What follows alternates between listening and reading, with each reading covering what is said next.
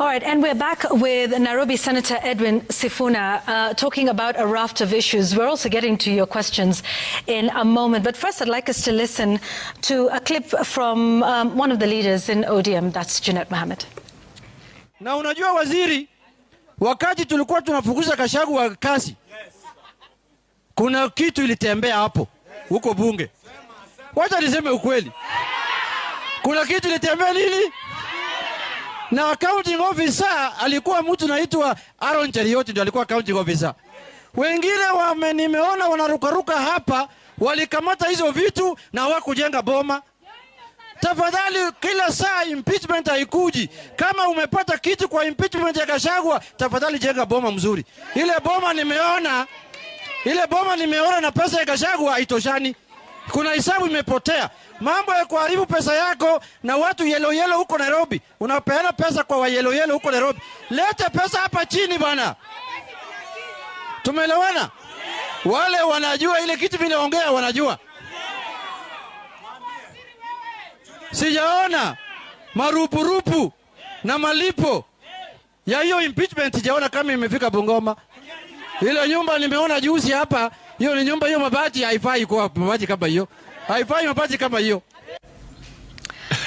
All right, so before we talk about the other politics, he makes a very serious allegation there of, people being bribed in the Senate during the impeachment of Rigathi Gachagua as deputy president at the time. Yes. You were Senate minority whip at the time. Absolutely.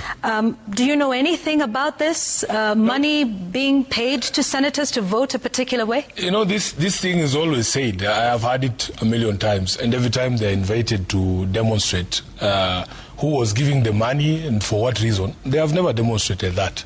So it's something that I actually personally don't pay too much attention to. I think you should be able to speak to that accounting officer that he has named there. Let him account. Tell us, I got money from this guy and gave this guy. That's all we need, because there's a lot of talk in politics and people just trying to besmirch and smear people's names.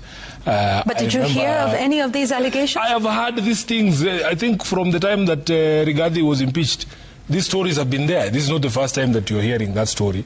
And all we need now, Kenyans, is for them to level with Kenyans. Tell us the money was picked from Yvonne and given to Sifuna. That's all we need. Have you did you receive any money during the impeachment? No, they should come and tell us who gave us money. So you didn't receive any payment? You see, like right now, to induce you to vote during the impeachment? I didn't need any inducement when it came to Rigathi's impeachment.